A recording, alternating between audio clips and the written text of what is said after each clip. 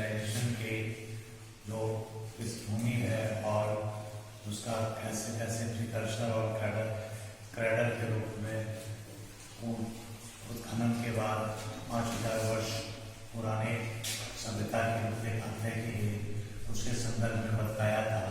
और कुछ मोहनजोदड़ो और हड़प्पा जैसे स्थलों की खुदाई के बारे में हमने चर्चा की थी कि सबसे पहले 1921 में हड़प्पा की खुदाई हुई, उसी रेल लाइन बिछाने के क्रम में। फिर 22 में मोहनजोदड़ो की खुदाई हुई और आज उसी को हम आगे बढ़ा रहे हैं कि सिंधु घाटी सभ्यता यानी इंडस वैली सिविलाइजेशन का नेचर क्या है। नेचर से आप लोग वाकिफ हैं, जैसे आपका नेचर क्या है, आपकी प्रकृति क्या है, आपका स्वरूप क्या है, थोड़ा इस पर हम चर्चा करेंगे। वैसे मेरा नेचर, हमारी आवाज़ इस तरह से है कि हम उसको आप तक कम्युनिकेट करने में थोड़ा परेशानी हो रही है, तो लगेगा कि ये कम बोलना चाहते हैं, कम ये करना चाहते हैं। ये किसी तथ्य को का जो विश्लेषण है उसको करने के लिए जेंडर का सहारा लेते हैं इतिहास में, या आपको इंटरडिसिप्लिनरी सब्जेक्ट का सहारा लेते हैं, या हम साइंटिफिक अप्रोच का सहारा लेते हैं।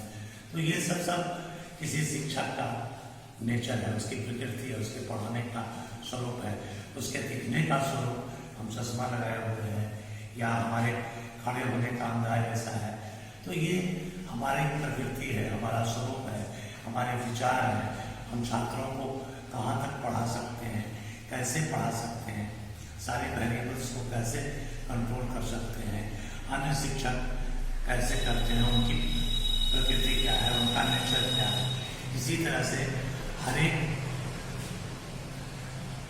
विषय, वस्तु या व्यक्ति या समूह का एक नेचर होता है। उसी तरह से इंडस वैली सिविलाइजेशन का नेचर क्या है यह हम आपको बतलाते हैं। सीधे तौर पर हमने लिखा है कि चारकोलिथिक सिविलाइजेशन है इसका।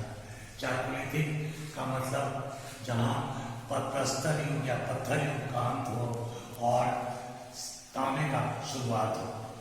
फिर इसी सभ्यता में हम देखते हैं कि सिंधु सभ्यता के लोगों ने कांसे का निर्माण करना शुरू किया, यानी दो धातुओं को मिलाकर एक नई धातु ब्रॉन्ज का निर्माण किया। तो हम आपको बता चुके हैं सिविलाइजेशन और कल्चर में अंतर। आज तक हम ब्रॉन्ज को देख रहे हैं, कई पीढ़ियों तक इसका हम ट्रांसफर करते आ रहे हैं और आगे भी ब्रॉन्ज रहेगा, आगे भी मिक्स धातु रहेंगे, आगे भी लौह और उससे बने धातु रहेंगे। तो ये ब्रॉन्ज की पहली बार ब्रॉन्ज संस्कृति इसलिए कहते हैं कि ब्रॉन्ज बनाया गया था हड़प्पा सभ्यता के काल में। दूसरी प्रकृति थी कि यह आर्गन कल्ट था। लोग शहरी ढंग से जीवन व्यतीत करते थे, सिविक लाइफ था उनका, नागरिक जीवन था। नागरिक जीवन से हमारा तात्पर्य है कि आप कभी कभी कहते हैं बच्चों को कि सिविक सेंस आपको नहीं है। सिविक सेंस का मतलब होता है कि बगल के जो पड़ोसी हैं, बगल के जो मकान हैं, बगल के जो औषधालय हैं, हॉस्पिटल हैं और आपका मकान बना हुआ है, आप वहाँ रहते हैं, वहाँ के रहने का तरीका और उनके रहने का तरीका दोनों अलग अलग रहते हुए भी एक कॉमन जीवन गुजारना पड़ता है, चाहे वो गलियों का, नालियों का हो, सड़कों का हो, छज्जा और मकान का हो, नल जल का हो, कि हम पानी कितना यूज करें, नहीं यूज करें। तो इस तरह से एक बाउंड्री रहता है, एक पार्टीशन रहता है कि हम एक लिमिटेशन रहता है कि हम इतना ही कार्य कर सकते हैं, क्योंकि इतना ही अधिकार क्षेत्र न होता है और नगरों की अवस्था भी ऐसी ही होती है। तो हम civic life Indus valley civilization के लोगों का था।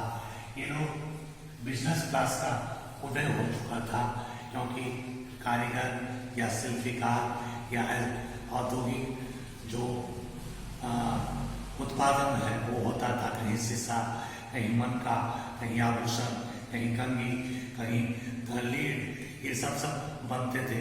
जैसे चाणूदाड़ो और लोथल, ये सब औद्योगिक नगर थे सिंधु सभ्यता के।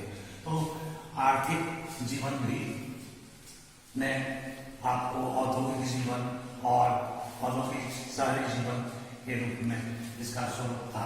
कम्युनिटी लाइफ भी लोग आपस में मिल के जीते थे, एक तरह से खान पान रहन सहन था। दो हम कह सकते हैं कि दो वर्ग उस समय नहीं था, एक अमीर वर्ग और एक गरीब वर्ग, कोई क्लास नहीं था, ये वर्ण व्यवस्था नहीं थी। इस आपको ब्राह्मण, वैश्य, शूद्र और क्षत्रिय करके कोई वर्ग व्यवस्था नहीं थी। तो एक कम्युनिटी लाइफ भी था, यह उनका स्वरूप था। नॉर्मल सोसाइटी थी, लोग पढ़े लिखे थे, विज्ञ थे, उनकी अपनी लिपि थी, उनका अपना स्क्रिप्ट था, अपनी भाषा थी। दो ऐसा है कि सिंधु घाटी के सभ्यता की लिपि पढ़ने में अभी भी बहुत लोगों को परेशानी हो रही है, और अनुमान के आधार पर अलग अलग इतिहासकार अलग अलग मत व्यक्त कर रहे हैं। लेकिन यह निश्चित था कि चित्रात्मक और उसमें भाव, यानी भाव चित्रात्मक लिपि रही थी सिंधु घाटी सभ्यता की। तो नॉर्मल सोसाइटी था, विज्ञ सोसाइटी था, फॉरेन रिलेशन थे। जब हम आपको बताए थे कि उस समय न सिर्फ भारत की सभ्यता प्राचीनतम सभ्यताओं में से एक थी, बल्कि मेसोपोटामिया, ये सब क्रीट जैसी सभ्यता भी थी। और सभ्यता में यहाँ व्यापार भी करते थे, सांस्कृतिक आदान प्रदान भी करते थे, इसलिए इनका नेचर फॉरेन रिलेशन तो था ही, विदेशी संबंध तो था ही, साथ साथ इसका हम सांस्कृतिक आदान प्रदान भी करते थे। तो ये सिंधु घाटी सभ्यता का एक स्वरूप था। अब यह शहरी सभ्यता थी, कंप्लीट अर्बन और सिविक लाइफ लोग लीड करते थे। ऐसी स्थिति में जब हम, इसका सबसे इम्पोर्टेंट प्रश्न यही है, आप लोगों को आता है अर्बन के लड़कों को, कि सिंधु सभ्यता की नगर विशेषताओं का उल्लेख करें। नगर विशेषता, town planning and building construction. हमने कहा था कि जब आर.डी. बनर्जी और DR. Sahni, sir John Marshall के जो आर्कियोलॉजिकल सर्वे ऑफ इंडिया के डायरेक्टर थे, उसके नेतृत्व में जब खुदाई का काम चला तो 360 स्थलों पर खुदाई हुई। आजादी के बाद भी खुदाई का कार्य जारी रहा, यहाँ तक कि 71 में बनवाली और कालीबंगा की खुदाई का काम हो रहा था 70s के डिकेड्स में। तो आजादी के बाद लेकिन 360 स्थलों की खुदाई अभी तक जो हो चुकी है, इसके बाद 5-6 स्तर और बढ़े हैं। 6 प्रमुख नगर थे, 6 इस सभ्यता के प्रमुख नगर थे।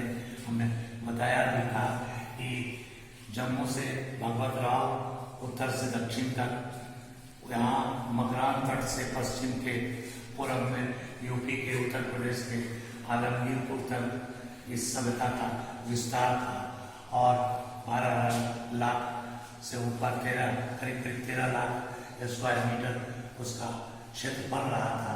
इसी तरह से जब हम टाउन प्लानिंग की चर्चा करते हैं तो एक आश्चर्यजनक चीज सामने आता है।